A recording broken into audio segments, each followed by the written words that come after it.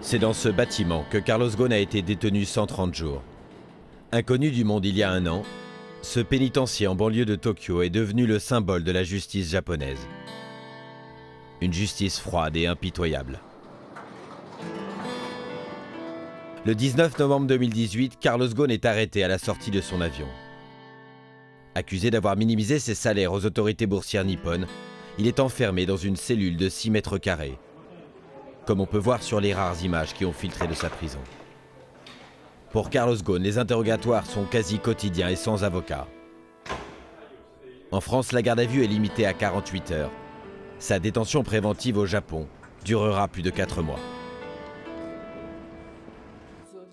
Nous avons pu rencontrer sa femme Carole Ghosn, qui exceptionnellement a accepté de nous parler. C'est tellement sévère et c'est tellement strict qu'il te tue d'une façon silencieuse. Les prisons japonaises sont-elles l'enfer que Carole Ghosn décrit? Ce qui est sûr, c'est qu'elles sont invisibles, inaccessibles.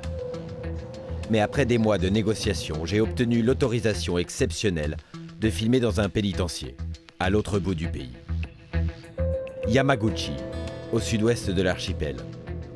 La prison que le gouvernement japonais a accepté de me montrer, un pénitencier modèle bien sûr.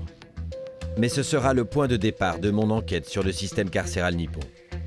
Un système autoritaire, avec des règles ultra strictes. Une violence morale. Une machine capable de broyer les détenus, de les transformer aussi.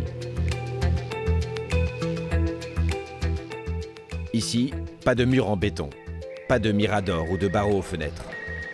620 détenus, dont une majorité de femmes.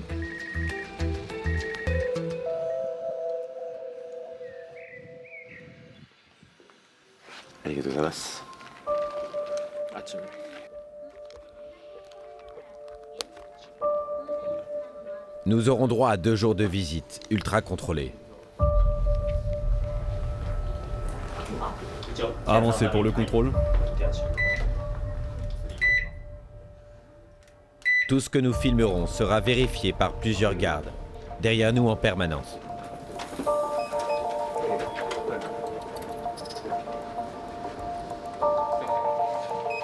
La prison nous a ouvert ses portes pour nous montrer ses programmes modernes. Cours de dessin, d'informatique, de cuisine. Des prisonnières responsables, à qui l'on confie même des couteaux bien tranchants.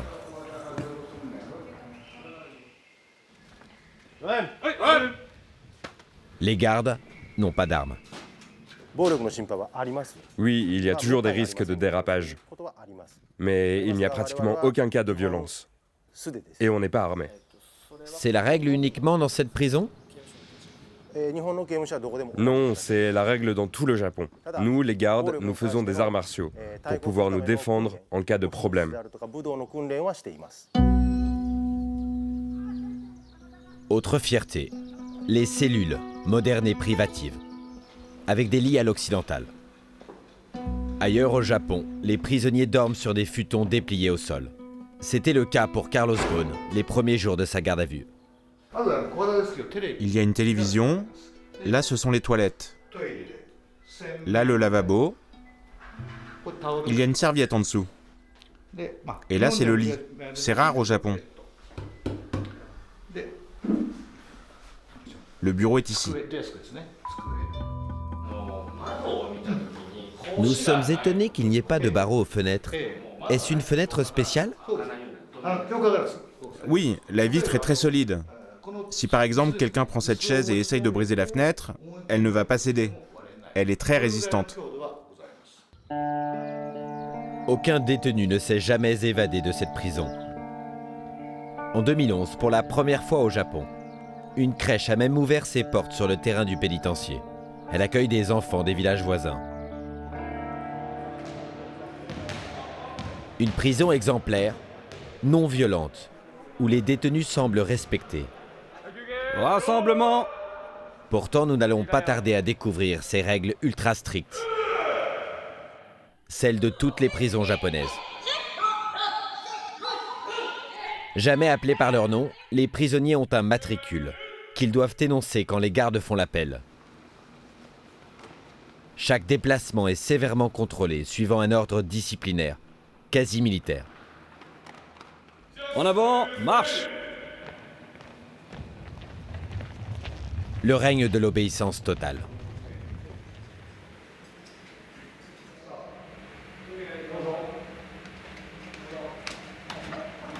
Les prisonniers n'ont pas le droit de parler, d'échanger, de communiquer.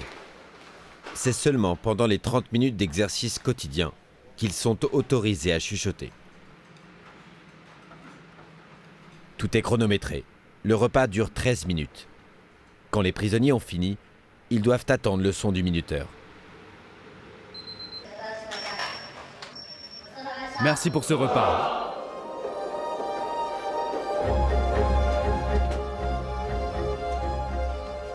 Le travail est obligatoire. Pendant le cours de dessin, défense de parler directement au professeur. Je demande à parler avec l'instructeur. Accordé. Interdit de dessiner la prison ou d'évoquer leur histoire, leurs sentiments. Nous ne saurons pas ce que les prisonniers pensent vraiment. Mais j'ai contacté un ancien détenu de cette prison. Il est à Tokyo, aujourd'hui libre de parler. Pour mettre en image ses souvenirs, j'ai fait appel à un dessinateur de manga. Il a travaillé sur l'univers carcéral. Il illustrera pour nous ce que la prison de Yamaguchi ne nous a pas montré.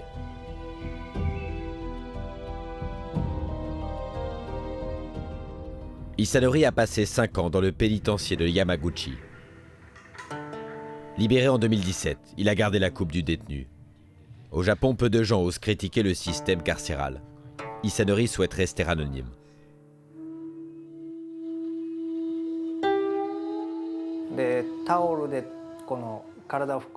Même pour utiliser une serviette pour s'essuyer l'été, quand il fait chaud, vous avez besoin d'une permission spéciale.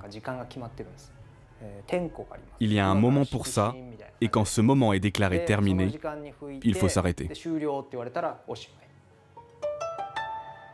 Isanori avait monté une arnaque pour gagner de l'argent. À 23 ans, il découvre la prison. Un univers où la moindre action est réglementée, minute par minute. Manger, boire, se laver, aller aux toilettes, comment ranger ses affaires, dans quelle position dormir. Pas le droit même de regarder longtemps par la fenêtre. En France, tant qu'un détenu n'est pas violent dans sa cellule, il est libre d'occuper son temps comme il le veut. Pas au Japon. Quand vous marchez, le coude ne doit pas être plié. Vous devez le garder en angle droit avec le corps. Et vous devez monter la main à hauteur d'épaule.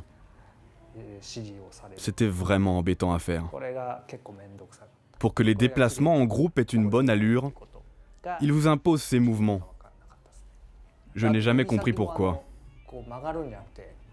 Même les doigts ne doivent pas être pliés, ils doivent être droits, parce que ça a meilleure allure. Pourquoi pensez-vous que les gardes vous demandaient ça? C'est comme une marche militaire. Ils veulent que votre corps lui-même ait appris les règles. Si vous n'êtes pas capable de suivre des règles aussi simples, ça veut dire que vous n'êtes pas prêt à réintégrer la société.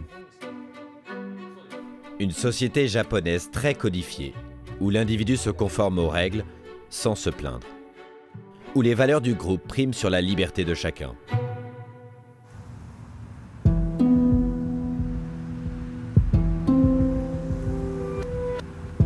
Les règles des prisons japonaises ne s'appliquent pas qu'aux personnes condamnées, mais aussi à ceux qui n'ont pas encore été jugés, et même pour de simples gardes à vue.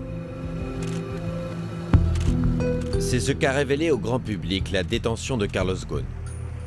Aujourd'hui en résidence surveillée à Tokyo, ses communications sont filtrées par les juges et il ne se sent pas libre de parler aux médias. Mais sa femme Carol Ghosn a accepté une interview à New York, où elle vit loin de son mari qu'elle n'est plus autorisée à voir depuis le 4 avril. Il n'est pourtant plus détenu.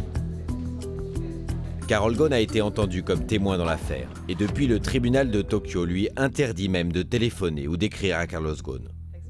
Elle se confie rarement aux journalistes, mais a accepté d'évoquer les longs mois de détention du PDG déchu après son arrestation. Ils l'ont jeté en prison, ils l'ont mis dans un petit pyjama, ils ont tout pris, il n'y avait pas de chauffage, il gelait de froid, il dormait par terre au début. La lumière jour et nuit allumée, ils ont pris sa montre pour le désorienter. 2 douches par semaine et il sortait une demi-heure par jour de lundi à vendredi. Il marchait, il y a un toit, il marchait sur le toit. Et le week-end, il fermait la porte à clé, il passait la nourriture sous sa porte. Il le nourrissait, mais il y avait à peine du protéine. Il y avait comme une soupe avec du riz et c'était tout. Il a perdu la première semaine 10 kilos. Image à l'appui, les autorités de la prison affirment que Carlos Ghosn est bien traité, comme tout le monde. Cellules propres, menus préparés par des nutritionnistes, avec légumes et viande ou poisson à chaque repas. À l'époque, Carol Ghosn n'a pas le droit de rendre visite à son mari au centre de détention de Tokyo. Au bout de 3 mois et demi, elle obtient un droit de visite. 30 minutes au parloir. C'est l'endroit le plus triste que j'ai vu dans ma vie. C'était froid, gelé, froid et gris et silencieux. Et on sentait la torture morale. Il était en isolement complet, maigre, pâle, les mains très jaunes. Il était fort, essayait d'être souriant avec moi. Et moi aussi, je ne voulais pas montrer ma tristesse. C'est tellement sévère et c'est tellement strict qu'il te tue d'une façon silencieuse. Les Japonais affirment que leur système judiciaire traite tout le monde de la même manière. Est-ce que vous pensez que votre mari est plus sévèrement traité ou il est traité comme tout le monde finalement? Même s'il est, je ne sais pas ça, même s'il est traité comme tout le monde, c'est super sévère et c'est un système fait pour craquer les gens. Je ne veux pas qu'il soit traité comme un VIP, il est comme tout le monde, mais je veux qu'il traite tout le monde d'une façon équitable. Aucun humain doit être traité comme ça. C'est vraiment injuste. Et ce n'est pas acceptable d'un pays qui fait partie du G7, qui disent qu'ils sont une démocratie, qu'ils envoient des ambassadeurs de UNICEF partout au monde et ils veulent prouver qu'eux, c'est des gens civilisés. Alors, assumez. Carlos Ghosn a tout de même fini par obtenir une libération sous caution. Un traitement rare au Japon, où les personnes inculpées attendent leur procès en détention, parfois des mois ou des années. La libération de Carlos Ghosn est assortie de règles très strictes. Son passeport lui a été confisqué. Il n'a pas le droit d'avoir de smartphone et ne peut consulter Internet qu'au cabinet de son avocat. Oui, libre, il est suivi partout par le bureau des procureurs. Ils savent ce qu'il mange, où il va, avec qui il parle. Et ça, c'est pas légal. Ils disent que c'est pas légal, mais ils le fassent. Ils le font. C'est choquant, ça. Pourquoi ils font ça? Il n'y a pas de justice. Ils font leur justice à eux, mais ils ne suivent pas la justice. Et c'est ça, ils sont au-delà de la justice, les procureurs japonais. La surveillance de Carlos Ghosn par les procureurs est pourtant bien encadrée par le tribunal de Tokyo. Au Japon, le parquet dispose en fait d'un pouvoir considérable. Dans 99% des procès, les juges suivent son avis et l'accusé est condamné. Carol Ghosn sait que son mari a peu de chances d'être acquitté. Cette détention n'avait pourtant rien d'exceptionnel. Cela n'arrive pas qu'aux riches patrons, cela peut aussi concerner de simples citoyens, touristes ou expatriés qui commettent une infraction, mais mineure. Installé depuis 2 ans au Japon, Thomas travaille dans le monde de la nuit. Il a vécu le cauchemar des gardes à vue japonaises. Pour ne pas compromettre sa vie au Japon, son identité ne sera pas révélée. Arrêté à la suite de plusieurs petits vols dans des supérettes et pour s'être enfui d'un karaoké sans payer, le Français de 23 ans est mené au commissariat. Interdiction de passer même un coup de téléphone. En France, ses parents affolés imaginent le pire. Au Japon, ses colocataires le cherchent partout. J'ai essayé d'appeler 1 millier de fois, mais aucune nouvelle. Il n'était plus là. Il avait disparu depuis 5 jours. On était super inquiets pour lui. Au bout de 6 jours, l'ambassade de France, informée, prévient les proches. Chota peut aller voir Thomas. Le Français n'avait pas encore pu prendre de douche. Il n'avait vu qu'une fois son avocat, commis d'office. Ça avait l'air dur pour lui, tellement dur. Je me suis dit, oh, il se sentait mauvais, il avait l'air fatigué. Comme un clochard. Oui, c'est ça, comme un clochard. En France, la garde à vue, c'est 2 jours maximum. 6 en cas de menace terroriste. Thomas sera détenu 30 jours pour vol avec violence. C'est le réveil très brutal, donc il crie. C'est un peu un langage militaire, donc je comprenais pas vraiment en japonais, même si je parle un peu. Ils te fouillent, ils te font faire plier ton futon. Évidemment, tout dans le calme, tu te tais, tu n'as pas le droit de parler. Pas vraiment aussi de regarder dans les yeux fixement. Il faut toujours regarder par terre, contre un mur. Sinon, la journée, c'est voilà, pas parler, ne pas être bruyant, ne pas s'appuyer contre un mur, ne pas tuer le temps à marcher, à tourner en rond. Je le faisais au début, mais ils m'ont dit tout de suite d'arrêter. La nuit, c'était le pire, en fait. Ils laissent la lumière allumée, même la nuit. Il y a toujours ce néon là qui reste allumé, même la nuit. Ils passent toutes les 30 minutes dans ta cellule, donc ils ouvrent la porte. Ça te réveille car c'est une porte en acier. Ils te regardent.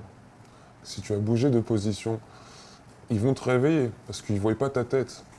Tu es obligé de montrer tout le temps ton visage. J'avais l'impression d'avoir aucun moment de repos en fait. Un contrôle 24 heures sur 24. Officiellement pour éviter les suicides. Mais cette explication ne satisfait pas Thomas. C'est une sorte de torture mentale, je pense. Ça doit faire partie, je pense, du processus. C'est très psychologique, je pense. Ils vont certainement pas te taper, te violenter. Pourtant, parfois, j'étais énervé, je criais, je les insultais, même en français et tout. C'est surtout vraiment axé sur psychologie, le mental. C'est une torture mentale, quoi. Comme les prisonniers de Yamaguchi et comme Carlos Ghosn, Thomas a droit à 30 minutes d'exercice par jour. Mais lorsqu'il sort de sa cellule ou est présenté au procureur, c'est en laisse. Donc en premier, en fait, il y avait un harnais autour. Et ensuite, on mettait donc la laisse qui rentrait dans des trous. C'était genre juste là. Il serrait assez fort, j'avais pas souvenir que quand je chantais la cellule de bien respirer. Il serrait très très très fort. Et ensuite, j'avais les menottes devant, très serrées aussi. Et qui étaient reliées donc au harnais qui tenait la laisse. Avec un gardien devant et un gardien derrière. Et regarder par terre. Ou les murs. Un terroriste, j'avais l'impression même d'être, je sais pas, un fou, un serial killer. J'ai l'impression d'avoir tué des gens. J'ai l'impression d'avoir aucun droit, vraiment. J'avais aucun droit. On se demande si en fait on est considéré comme un humain, vraiment. Ou alors un chien, ou un sous-homme, je sais pas. On lui explique qu'il encourt jusqu'à 7 ans d'incarcération. Son avocat lui pronostique une peine d'1 an de prison. Mais grâce à plusieurs lettres d'excuses, notamment de ses parents, Thomas est libéré sans condamnation à une peine de prison. Il se considère comme un miraculé. Faut reconnaître que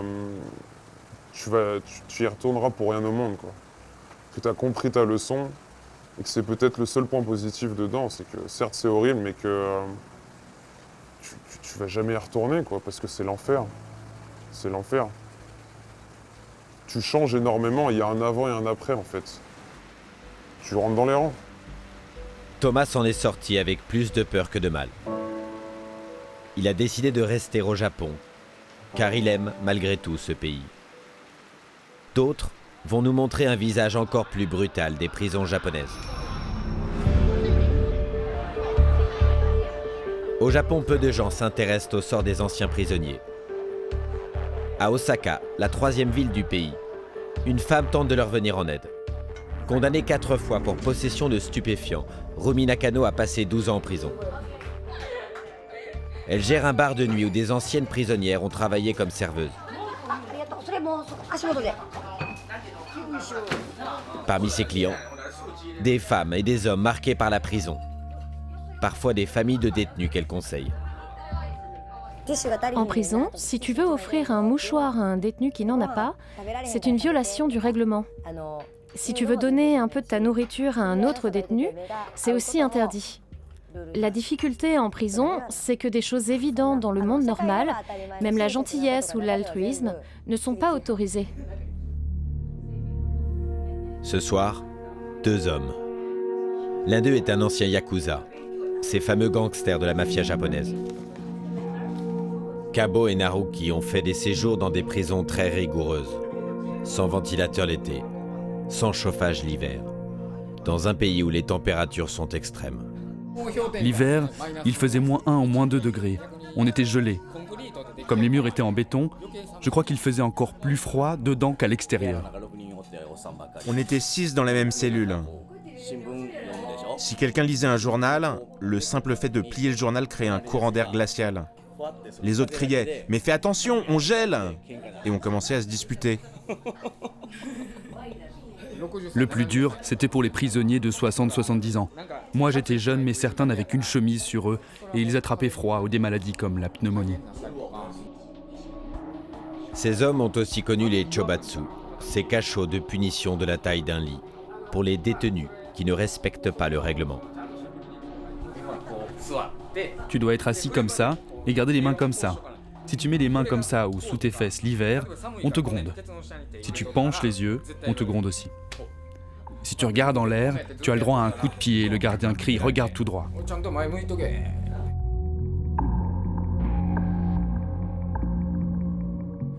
Tu dois rester assis dans cette position immobile de 6h40 du matin jusqu'à 17h. Des isolements qui peuvent durer plusieurs semaines. Pour les prisonniers les plus rétifs, plusieurs mois.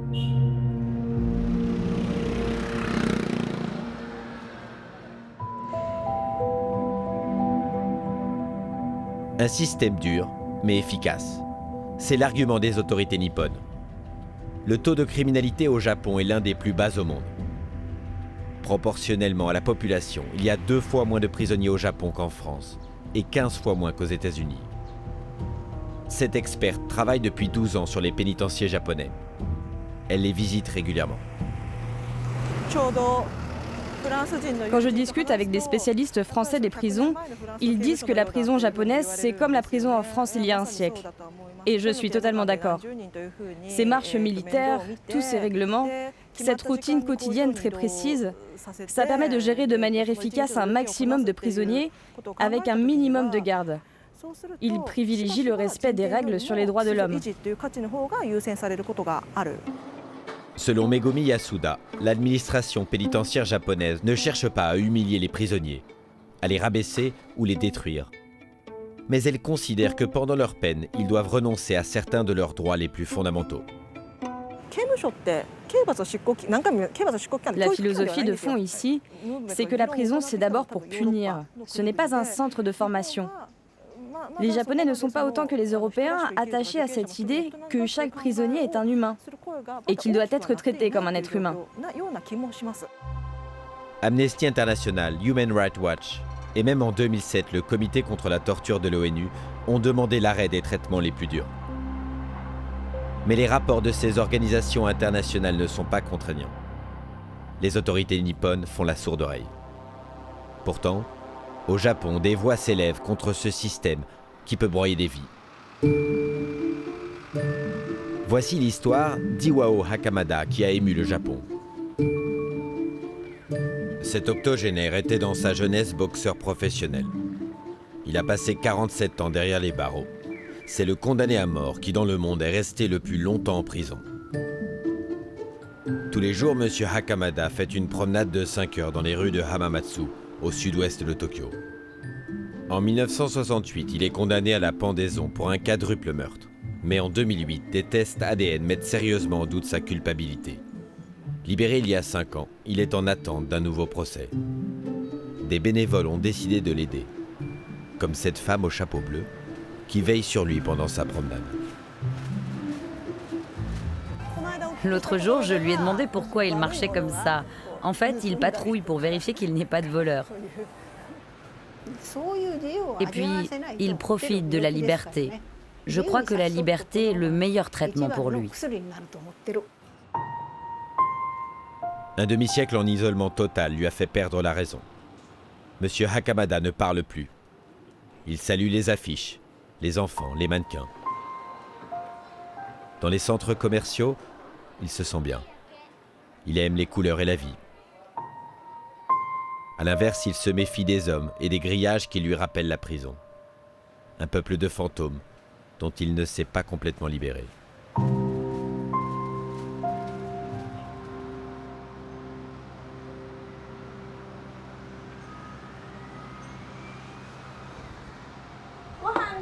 Le repas est prêt. Venez manger, s'il vous plaît. Allez. Aujourd'hui, Iwao Hakamada vit avec sa sœur. Elle s'est battue toute sa vie pour le faire libérer. À tour de rôle, les bénévoles du comité de soutien viennent les aider dans leur maison.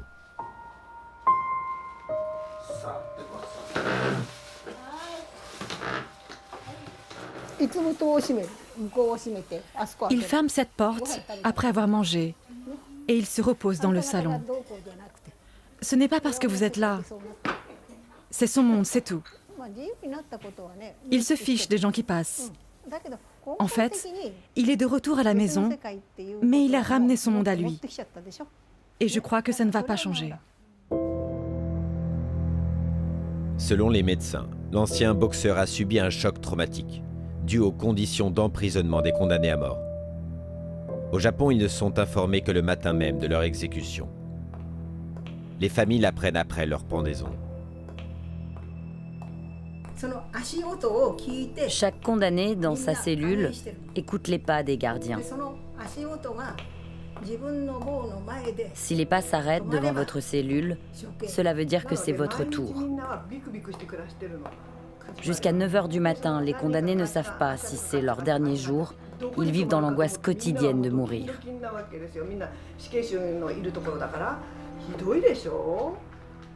C'est si cruel, si douloureux pour les gens qui sont là-bas.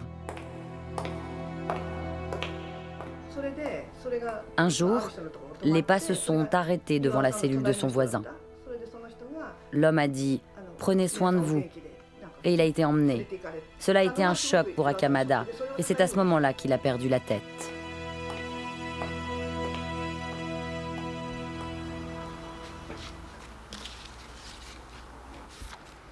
Depuis sa cellule, Iwao Hakamada a écrit des milliers de lettres à sa sœur. Elles sont la preuve de sa dégradation mentale.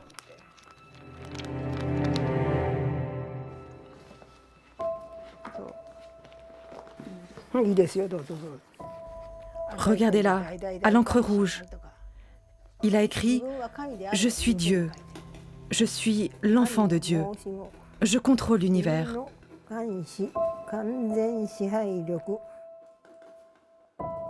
On ne comprenait plus rien à ces lettres. Iwao Hakamada s'est mis à penser qu'il était Dieu. Un être immortel qui ne pouvait pas être exécuté. Il s'est réfugié dans un monde imaginaire.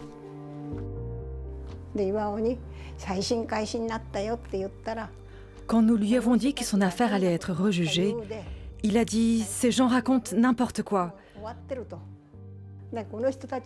Ce ne sont que des mensonges. S'il vous plaît, laissez-moi. »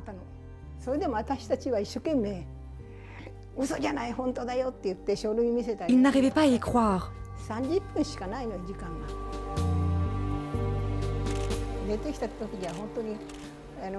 Quand il a été libéré, il n'avait pas de sourire ou de pleurs sur son visage.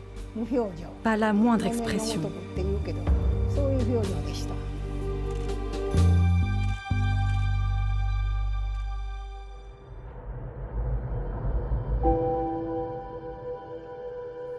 La mission que s'est donnée Machiko, le ramener à la vie. Chaque sourire est une victoire pour elle. Ça, c'est mon arme secrète. Pendant des années, cet homme n'a pas senti la douceur humaine. J'essaie de l'aider à retrouver ses émotions. La société l'a abandonné et en tant que membre de la société, je me sens responsable. Nous sommes heureux qu'il soit en vie et qu'il soit de retour parmi nous. C'est ce que je veux lui dire en faisant ce massage. C'est ce que je veux lui dire par ce massage.